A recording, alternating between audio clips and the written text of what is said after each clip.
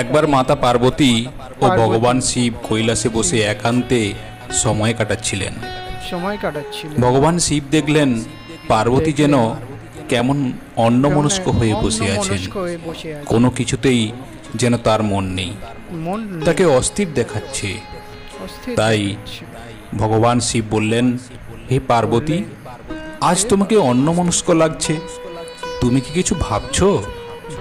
মাতা বললেন, সেরকম কিছু নয় প্রভু, আমার মন বড়ই অশান্ত। ভগবান তখন বললেন, কি হয়েছে তোমার? আমায় তুমি নিঃসংকোচে বলতে পারো। মা পার্বতী বললেন, হে প্রভু, দুটি প্রশ্ন আমার মনে উদয় হয়েছে, কিন্তু এই প্রশ্ন দুটোর উত্তর না পাওয়া পর্যন্ত আমি কিছুতেই স্থির থাকতে পারছি না। প্রভু বললেন, কি এমন প্রশ্ন, তুমি আমায় বলো, আমি অবশ্যই তোমার প্রশ্নের সমাধান করে দেব। মা পার্বতী বললেন, পৃথিবী লোকে আমি দেখলাম মনুষ্যরা, অনেক মানুষ চরম দরিদ্রতার মধ্যে সময় কাটাচ্ছে, তাদের দুঃখের শেষ নেই, তারা ক্রমশ ঋণে জর্জরিত হয়ে পড়ছে। প্রভু, আমি জানতে চাই মানুষ কেন সারা জীবন ঋণে ডুবে থাকে। হে প্রভু, কাদের সাথে এমনটা হয় যে তারা যতই পরিশ্রম করুক না কেন, দরিদ্র কোনো দিনই তাদের ছেড়ে যায় না। প্রভু শিব তখন মা পার্বতীকে বললেন, হে পার্বতী, আমি বুঝেছি তোমার মনের কষ্ট, মন অশান্ত থাকার কারণ। তুমি তোমার সন্তানদের কথা ভেবে মন খারাপ করছো, তাই তো? তুমি আর চিন্তা করো না, আমি তোমায় তোমার এই প্রশ্নের সমাধান করে দেব। তোমাকে আমি একটি ছোট্ট কাহিনী বলছি, তুমি এটা মনোযোগ সহকারে শোনো। তোমার মনে জমে থাকা এই প্রশ্নের উত্তর তুমি পেয়ে যাবে। তুমি জানতে পারবে যে নারীরা স্নান না করে এই তিনটি কাজ করে, তার স্বামী সারা জীবন ডুবে থাকে ঋণে। কঠিন পরিশ্রম করার পরেও তাদেরকে সবসময় দরিদ্রতার মুখোমুখি হতে হয়। তখন মা পার্বতী বললেন, হে প্রভু, আপনি গল্পটি অবশ্যই বলুন, আমি মনোযোগ সহকারেই শুনব। এরপর ভগবান শিব বললেন, যে ব্যক্তি এই গল্প মনোযোগ সহকারে শ্রবণ করে, আমি তার শত পাপ ক্ষমা করে দেই। তো বন্ধুরা, আজকের এই ভিডিও খুবই গুরুত্বপূর্ণ হতে চলেছে। আপনারা অবশ্যই শেষ পর্যন্ত গল্পটি শুনুন এবং কমেন্টস বক্সে অবশ্যই লিখুন, হর হর মহাদেব, জয় মা পার্বতীর জয়। তো বন্ধুরা, এই বলে দেবাদিদেব মহাদেব মা পার্বতীকে কাহিনীটি বলতে লাগলেন এবং বললেন, এক নগরে এক রাজা ছিলেন। তিনি অত্যন্ত ধার্মিক এবং সৎ ছিলেন। রাজা পূর্ণ নিষ্ঠার সাথে রাজ্যের কাজকর্ম পরিচালনা করতেন। রাজা এখনো বিয়ে করেনি, তবে এক সুন্দরী রাজকুমারীর সাথে তার বিয়ের কথা পাকা হয়ে আছে। একদা রাজার দরবারে সৈন্যরা একজনকে ধরে নিয়ে এলো। সে অনেক টাকা পয়সা নিয়ে সন্দেহজনক অবস্থায় কোথাও একটা যাচ্ছিল। লোকটি খুবই সাধারণ ছিল, তাই সৈন্যরা ভেবেছিল লোকটা হয়তো চোর, আর সে চুরির টাকা নিয়ে পালানোর পরিকল্পনা করছে। সেই জন্য রাজার সৈন্যরা তাকে ধরে রাজার সামনে হাজির করল। লোকটিকে রাজার সামনে পেশ করলে রাজা লোকটিকে তার পরিচয় জানতে চাইলেন এবং জানতে চাইলেন এই টাকা তার কাছে কিভাবে এলো এবং কোথা থেকে এলো। তো লোকটি বলল সে একজন ধনী মহিলার চাকর, সেই মহিলাই তাকে এই সমস্ত টাকা পয়সা দিয়েছেন। এবার রাজার কৌতূহল আরও বেড়ে গেল এবং তিনি ভাবলেন, কেন মহিলাটি এই চাকরকে এত টাকা দিল। তো রাজা এরপর লোকটিকে বলল, প্রথমে বলো, ওই মহিলা তোমাকে এত টাকা কেন দিয়েছে, এর পেছনের কারণ কি? রাজার কথা শুনে লোকটি বলতে লাগলো, আসলে ওই নারীর সঙ্গে আমার অনৈতিক সম্পর্ক আছে। সে আমাকে বিয়ে করতে চায়, তাই সে তার স্বামীকে হত্যা করার পর আমার সাথে দেখা করবে। আমরা দুজনে এই সমস্ত টাকা নিয়ে দূরে কোথাও চলে যাব এবং স্বাচ্ছন্দ্যময় জীবনযাপন করব। তাই সে আমাকে এই টাকা পয়সা নিয়ে শহরের বাইরে অপেক্ষা করতে বলেছে। রাজা সেই লোকটির কথা শুনে এই ঘটনার সত্যতা যাচাই করার জন্য সৈন্যদের নিয়ে সেই মহিলার কাছে যায়। তো সেখানে পৌঁছেই সৈন্যরা এসে রাজাকে জানালেন যে মহিলাটি তার চাকরের ধরা পড়ার খবর পেয়ে গেছে এবং এখন সে বিলাপ করছে। ডাকাতরা সব টাকা লুট করে তার স্বামীকে হত্যা করে পালিয়ে গেছে। এখন সে তার স্বামীর চিতা সজ্জিত করছে এবং নিজেকে সতী প্রমাণ করার জন্য সেই চিতায় প্রাণ বিসর্জন দেওয়ার জন্য উঠে বসে আছে। সেই দৃশ্য দেখে রাজা সত্যি হতবাক হয়ে গেলেন এবং যে লোকটি চিতায় আগুন দিতে যাচ্ছিল তাকে থামিয়ে দিলেন এবং সেই মহিলাকে চিতা থেকে নামতে বললেন। এরপর রাজা তার সমস্ত ধনসম্পদ মহিলাকে দিয়ে তার চাকরকে সামনে এনে বললেন, আমি সমস্ত সত্যটা জেনে গেছি, এখন রাজদণ্ডের মুখোমুখি হওয়ার জন্য প্রস্তুত হয়ে যান। রাজার মুখে এই কথা শুনে মহিলাটি বললেন, হে মহারাজ, আমার চরিত্রের দিকে আঙুল তোলার আগে আপনার রানীর চরিত্র যাচাই করুন, যার সাথে কাল আপনার বিয়ে হয়েছে। এই কথা শোনার পর রাজা তার সৈন্যদের সাথে প্রাসাদে ফিরে এলেও সেই মহিলাটির কথা বারবার তার মনে পড়তে লাগলো। সেই মহিলা বলেছিল, আমার চরিত্রের দিকে আঙুল তোলার আগে আপনার রানীর চরিত্র যাচাই করুন। তারপর এই কথা ভেবে রাজা রানীর দিকে নজর রাখতে শুরু করলেন। এরপর ভগবান শিব মাতা পার্বতীকে বললেন। এদিকে রাজা তার রানীর উপর নজর রাখতে শুরু করলেন। অন্যদিকে শত্রুরা রাজার প্রাসাদ আক্রমণ করে রাজার সমস্ত ধনসম্পদ লুট করে নিয়ে যায়।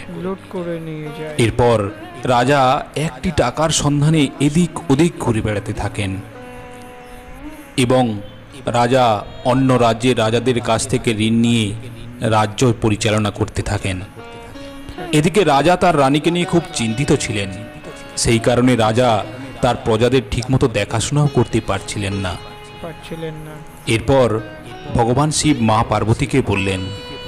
এক রাতে রানী ভাবলেন রাজা ঘুমিয়ে পড়েছে, তাই সে উঠে রাজবাড়ির বাইরে চলে গেলেন। রাজাও নিঃশব্দে তার পেছনে পেছনে যেতে লাগলেন।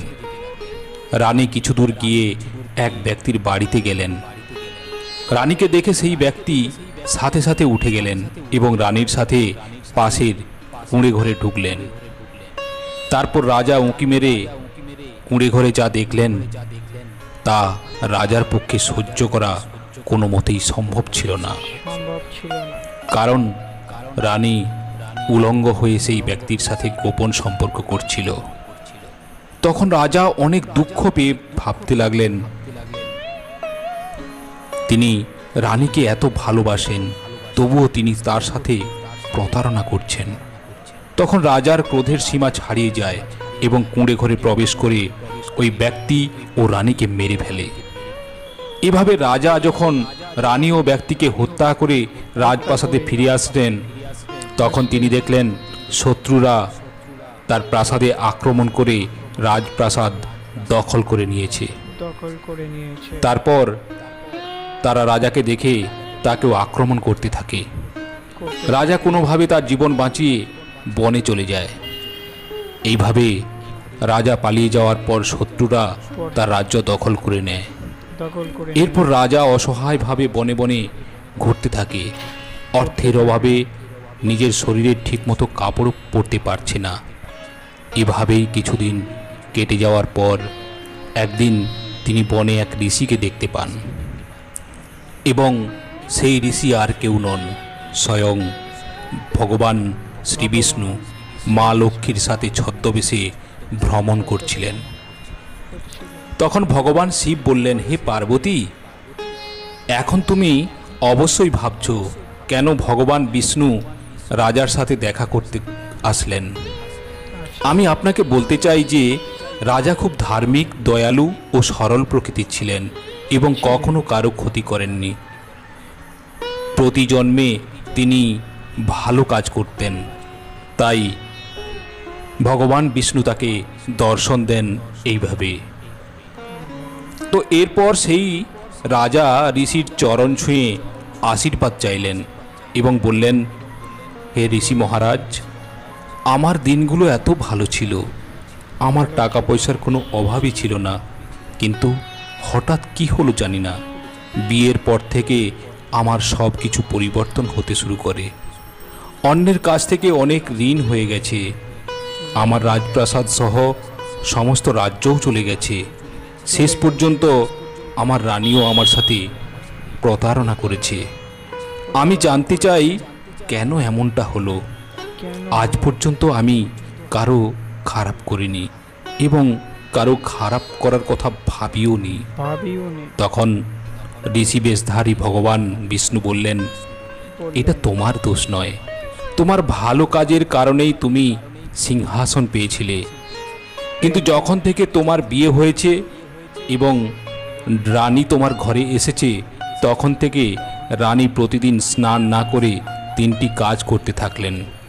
তখন থেকেই তোমার খারাপ সময়ের সূচনা হয়ে যায়। সর্বদা তুমি মনে রাখবে, যে মহিলা স্নান না করে এই 3টি কাজ করেন, তার স্বামী যতই সত্যের পথে চলুক না কেন, যতই পরিশ্রম করুক না কেন, সে সারা জীবন ঋণে আটকে থাকে, তার জীবনে অর্থের অভাব লেগেই থাকে। তখন রাজা বললেন, হে ঋষিরাজ, দয়া করে আমাকে বলুন, কোন 3টি কাজ নারীদের স্নান না করে কখনোই করা উচিত নয়। আমার রানী স্নান না করে কোন 3টি কাজ করত, যার কারণে আজ আমি ঋণগ্রস্ত হয়ে পথে পথে ঘুরে বেড়াচ্ছি। আমার নির্মিত রাজপ্রাসাদ ধ্বংস হয়ে গেছে, শত্রুরা আমার রাজ্য দখল করে নিয়েছে। তো তখন ঋষি বললেন, হে রাজন, স্নান না করে মহিলাদের কখনোই রান্নাঘরে প্রবেশ করা উচিত নয়। স্নান না সেরে রান্না করা অত্যন্ত অশুভ একটি কাজ বলে মনে করা হয়, কারণ হিন্দু ধর্মে খাবারকে মা অন্নপূর্ণার প্রতীক হিসাবে মনে করা হয়। তার ভাঁড়ারেই এই জগতের সব খাদ্য মজুদ আছে, তাই স্নান না করে অবস্থায় রান্না করা মা অন্নপূর্ণাকে অপমান করা বলে মনে করা হয়। এর ফলে রুষ্ট হন দেবী লক্ষ্মী, যার ফলে আপনার সংসারে খাদ্য সংকট দেখা দেয়। মহিলাদের কখনোই স্নান করার আগে চুল আঁচড়ানো বা সিঁদুর নেওয়া উচিত নয়। সকালে স্নান না করেই চুল খুলে চুল আঁচড়ালে অশুভ শক্তি আপনার বাড়ির প্রতি আকৃষ্ট করে। এর ফলে দেবী লক্ষ্মী রুষ্ট হয়ে বিদায় নেন এবং আপনার সংসারে দুঃখ, কষ্ট ও দারিদ্র মাথা তুলে দাঁড়ায়। এরপর ভগবান বিষ্ণু বললেন, মহিলাদের ভুলেও স্নান না করে তুলসী গাছে জল দেওয়া উচিত নয়। তুলসী গাছকে মা লক্ষ্মীরই আরেকটি রূপ বলে মনে করা হয়। তাই স্নান না করে তুলসী গাছে জল দেওয়া বা তুলসী গাছের পাতা ছেঁড়া অত্যন্ত অশুভ। এর ফলে দেবী লক্ষ্মী রুষ্ট হন এবং সেই বাড়ি ছেড়ে তিনি বেরিয়ে যান, যার ফলে সেই বাড়িতে ঋণ ধার অনেক বেড়ে যায়। এরপর ভগবান বিষ্ণু বললেন, হে রাজন, তোমার সাথে এটাই ঘটেছিল। রানী সর্বদা স্নান না করে এই 3টি কাজ করত, সেই কারণেই আজ তোমার এই অবস্থা। এই বলে ভগবান বিষ্ণু ও মা লক্ষ্মী এগিয়ে গেলেন এবং রাজা তার শান্তি হারিয়ে ফেললেন। তিনি অস্থির ও বিষণ্ণ বোধ করতে লাগলেন। তারপর সে অনুভব করল যে তার ধর্মীয় অনুশাসনে অবশ্যই কিছু ঘাটতি ছিল, যার কারণে ভগবান তাকে রানীর বিশ্বাসঘাতকতার দৃশ্য দেখিয়ে তাকে শাস্তি দিয়েছিলেন। এরপর রাজা সমুদ্রের তীরে পৌঁছালেন এবং সেখানে গিয়ে সমুদ্র দেবতার তপস্যা করলেন এবং সমুদ্র দেবতা রাজাকে দেখা দিল। রাজা সমুদ্র দেবতার কাছে প্রার্থনা করে বললেন, হে সমুদ্র দেবতা, আমি আপনার তীরে তপস্যা করতে চাই, আমাকে তপস্যা করার অনুমতি দিন। তখন সমুদ্র দেবতা রাজাকে তপস্যার অনুমতি দিলেন। এইভাবে বহু বছর ধরে তপস্যা করার পর রাজা আবার সিংহাসন লাভ করেন। তো বন্ধুরা, এই ছিল আজকের ভিডিও। আজকের ভিডিও কেমন লাগলো অবশ্যই আপনারা কমেন্টস করে জানাবেন। আর যদি ভালো লেগে থাকে অবশ্যই ভিডিওটিতে একটি লাইক করে দেবেন। আজ এই পর্যন্ত, আবারও আসবো পরের ভিডিও নিয়ে। ততক্ষণ ভালো থাকবেন, সুস্থ থাকবেন। নমস্কার। ওং নমঃ শিবায়। জয় মা পার্বতী দেবীর জয়।